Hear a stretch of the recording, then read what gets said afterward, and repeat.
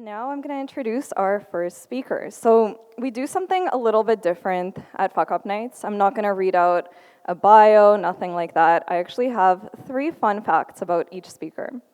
So our first speaker was born and raised in a tiny town called Souris, Manitoba, which was famous for having Canada's longest suspension bridge and floods. And in 2007, the floods won again and took out the bridge. That's one of his fun facts.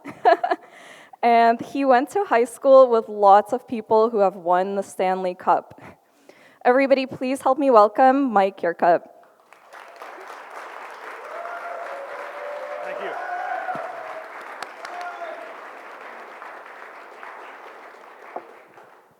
It's funny how much effort you have to put into a talk so you don't fuck up your fuck up night talk. Okay, so, I gotta start my, okay, that's me.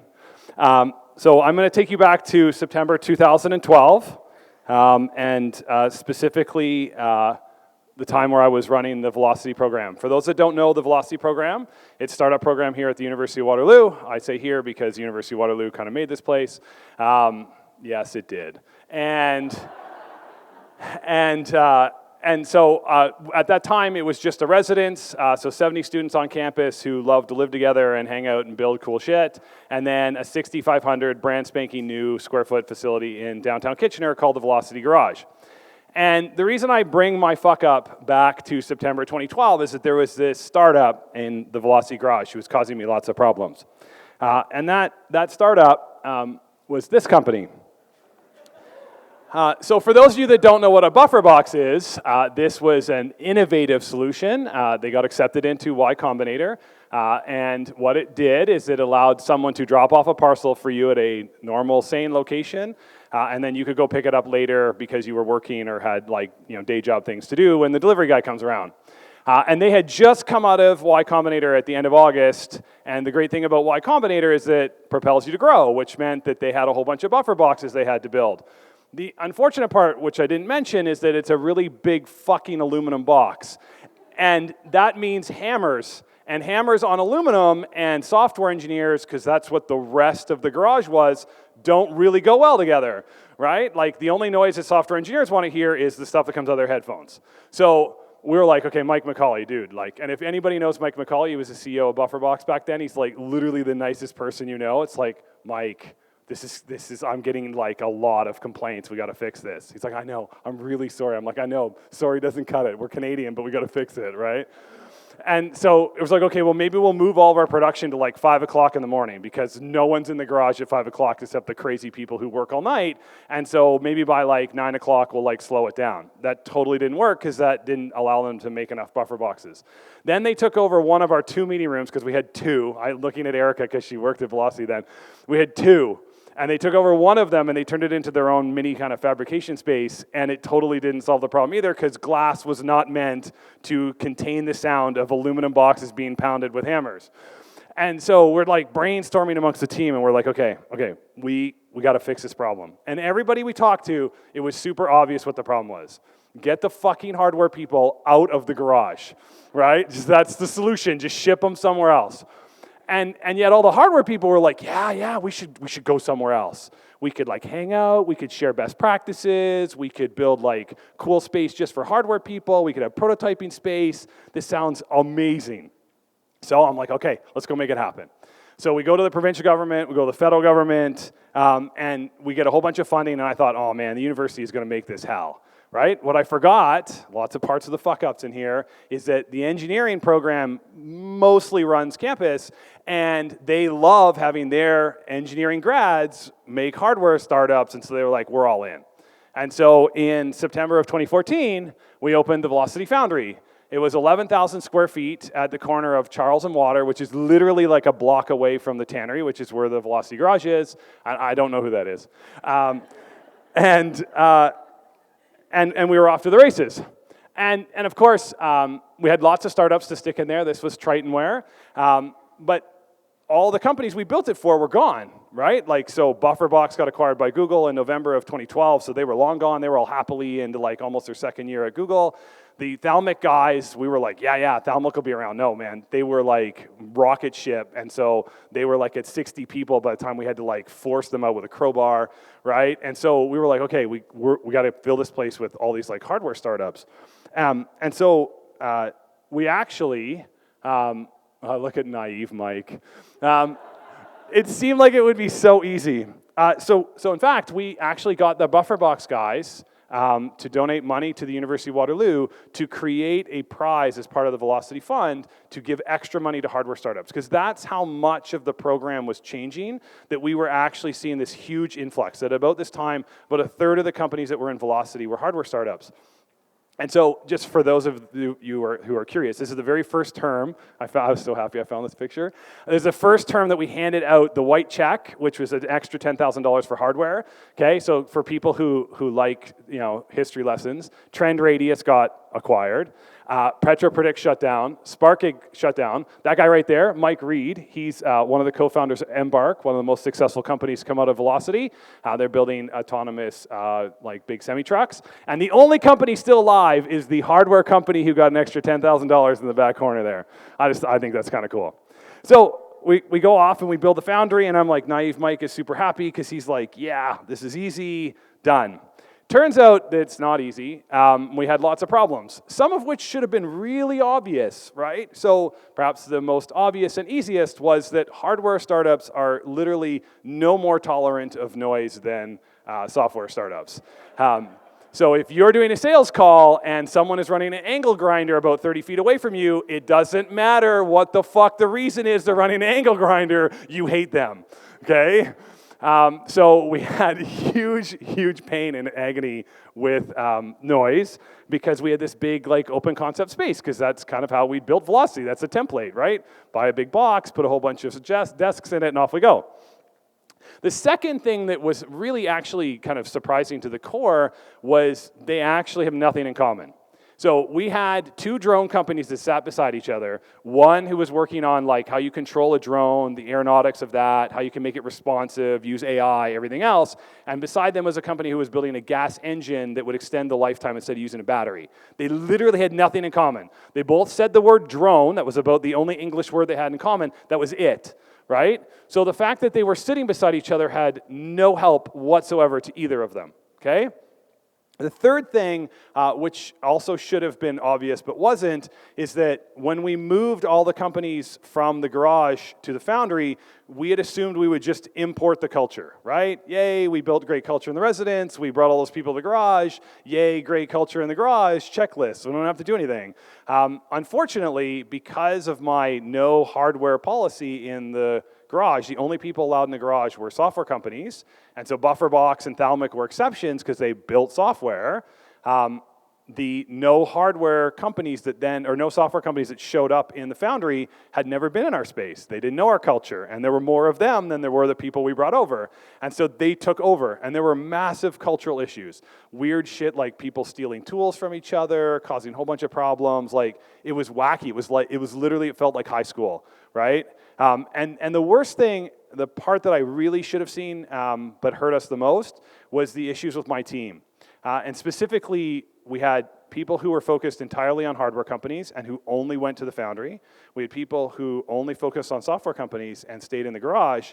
And then we literally shipped the rest of the people back and forth. It was like we had days, right? It was like, okay, the ops team is going to go to the foundry today, and the rest of us are going to stay in the garage so it doesn't look empty for that weird, tour from Bolivia that shows up that day.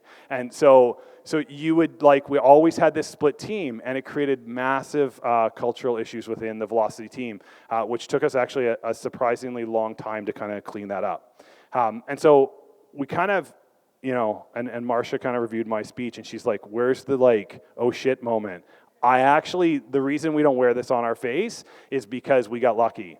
And the got lucky part was that Google ran out of space in their facility in the tannery, and they came to Velocity and Communitech and said, we want to lease you all of our space. And so we were in a position where we were being essentially given the opportunity to pick up what would amount to, at that point, about 25,000 square feet, give or take, to be able to build out this like epic facility, of which you obviously have to say yes. And then coincidentally, in this weird world of timing, Manulife, who gave us the foundry, or released us the foundry, wanted their space back. And so we actually got out of the foundry. It definitely cost us in culture and dollars and a whole bunch of stuff, but it could have been significantly, significantly worse. And so in February 2016, we made the really hard decision to shut it down. And that was the second last picture that I ever took in the space, and that's the last picture. Super, super depressing, but lots of great companies came out of the space, but ultimately painful. And so when we moved back into the garage, for those who haven't been here, that's kind of what it looks like now, except it's a lot bigger. There's lots of stuff you can't see. What are the things that we learned? Because I think that's a big part of what you can take away. The first is that having all the startups under one roof is really important. Density matters when you're building a community, as everybody knows, and so having everybody there to be able to share and move and everything else is really, really important. Another part is having dedicated space. And so you can see like things like doors that go to places that are loud so that they're not loud to all the people outside of the doors. I know this sounds like really innovative thinking, but it was critical.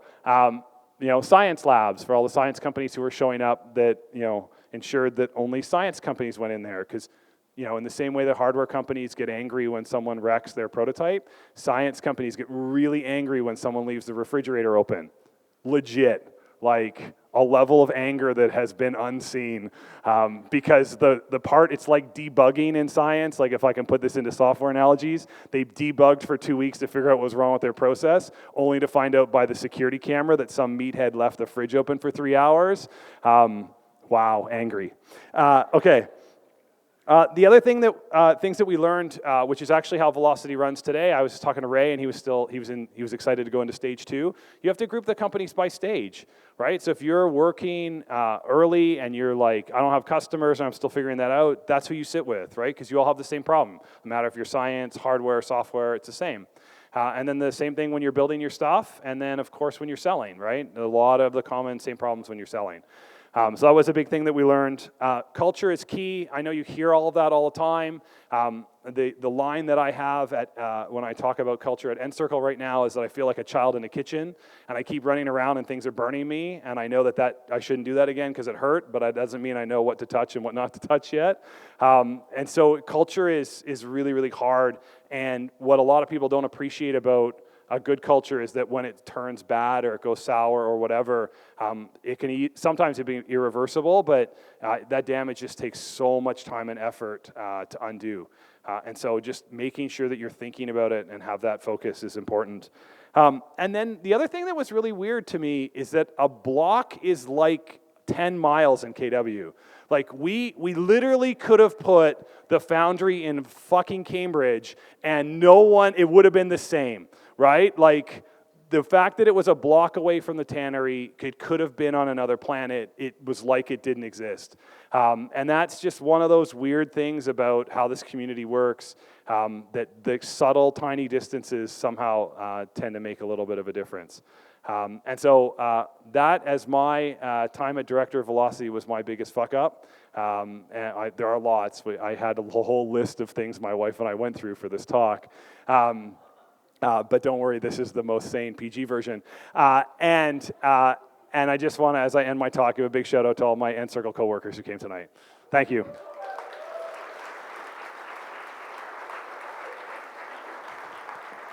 this back. What do we do now? Mike, thank you so much for sharing that story. It was such a cool sort of experience. I mean, I know it was a big fuck up, but ultimately, it helped shape Velocity into what it is today and really helped make some really much needed improvements. So thank you for sharing. And we're going to give a chance now to all of you to ask Mike some questions to dig a little bit deeper into that story. So we're going to have a couple of mic runners, and anybody who has a question, just raise your hand and we'll come to you. It's always the guy in the back corner.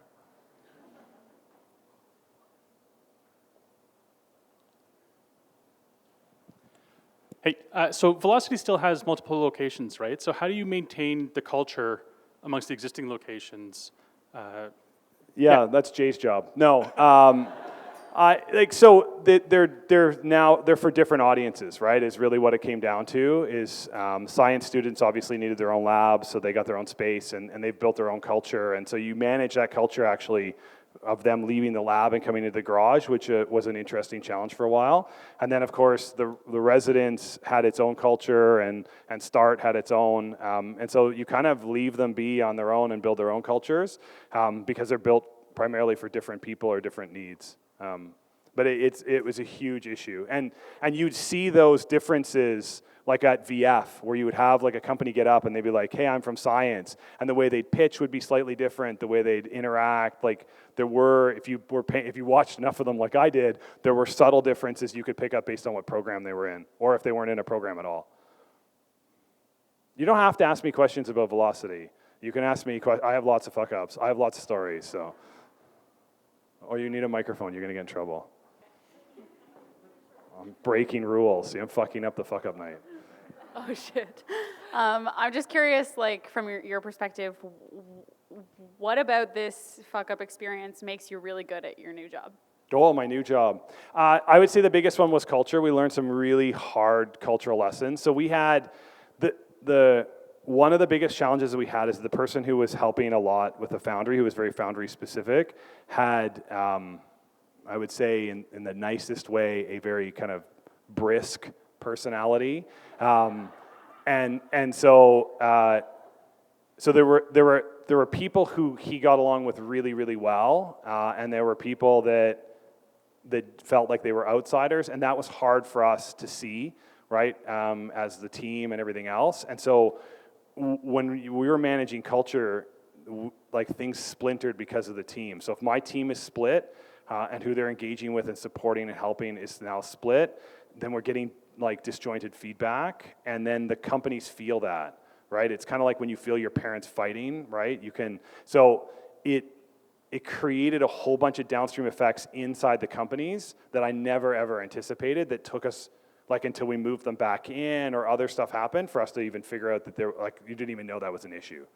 And so that's the thing that you learn about culture, is that stuff can just hide like icebergs. Like it's just underneath the surface. And then if it goes bad, it goes really bad really quickly. It just seems to need that kind of turning point, and then it goes really bad. And it can be as simple as making the wrong hire and taking too long to recognize that. It can be as simple as not making a decision, right? We've seen that at Encircle, where we waited on a decision too long and people made up their own minds that this wasn't important because people weren't making decisions. And so you just, I'm more attuned now than ever to culture and emotional IQ and all those pieces that I had to learn the hard way through Velocity.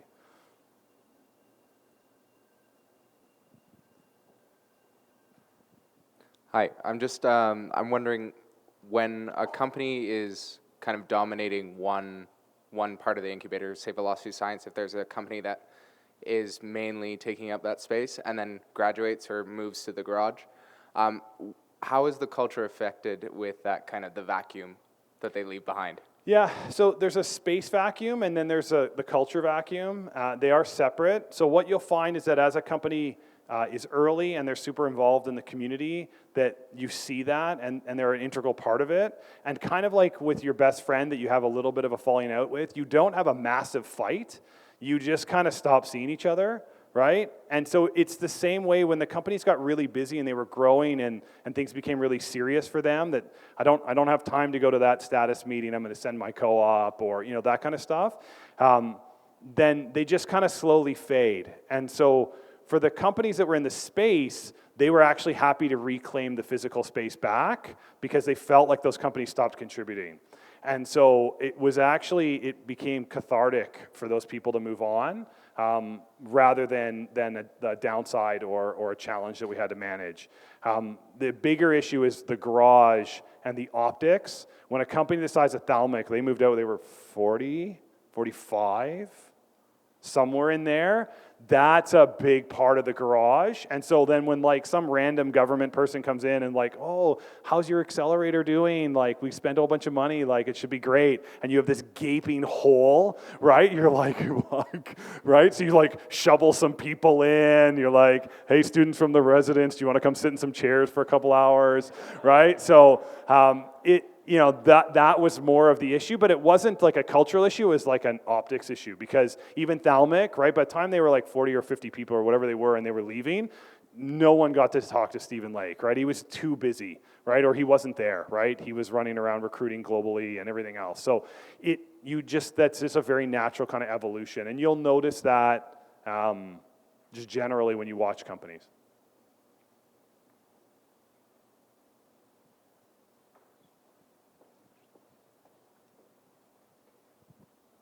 Hello. This is more on like an individual level in relation to culture. We all kind of know in certain cultures there are, instead of the culture being fucked up, it's like an individual who is fucking the culture up. Yep. Do you have any tips on dealing with like, sometimes that person can, like there's literally, people can make great waves and they're either good waves or bad waves, but do you have any tips on dealing with like those types of situations where you can have like you said, that's the hidden undertones of like company cultures where one person can get a lot of, I guess, hatred against them or those types of things? Yeah, so and it depends, I think, where you are in the organizational kind of world. So if you're an individual contributor and there's someone who comes into the culture and starts to change the culture, that's something that you like or appreciate or whatever, and you want to push back on that, there's lots of ways to do that. We actually find at Encircle that one of the best ways is an anonymous Ask Me Anything. The amount of feedback that we get in those type of anonymous surveys is really actually quite impressive. And that's where we start to see culture issues come out. That people are like, well, what's up with this? Or what's up with that person, right? Or whatever. So that can be helpful in kind of surfacing those issues. Everybody has a different kind of perspective. The way that I run my team is we run what's called an inverted pyramid. I don't know how many people know what that's like, but in your traditional organizational hierarchy, you have the most important person at the top, and then they kind of all ladder down from there, giving the impression that the least important person is the person who does all the work. And so we run what we call an inverted pyramid, where my job is to hold up my team, and the most important people are the actual people who sit at the top, which are the people who get the work done. And so it's a very kind of, it's a shift in mentality because you have this kind of humble perspective. And so I feel, but I have a whole bunch of my coworkers in the room who are like, no, you're wrong. But I feel like the shit flows downhill. It should come to me. This is in theory how that should work. May not always, but that's my working theory. We have some people on the team who are pretty vocal when things are fucked up. So, I appreciate their candor. But I think the other side is, because we have that approach, if someone's making waves, we'll go and talk to them. And I think a lot of people make the mistake of like, culture change, bad, whether, or whatever, this person's making changes, change might be bad, and so they'll try and cut it out. And you at least have to give the person the opportunity to explain what they're doing, why they're doing it, and whether or not they're willing to change before you just chop. Perfect. I think that's a good place for us to end on the Q&A. Everybody, let's give another round of applause for Mike. Thank you.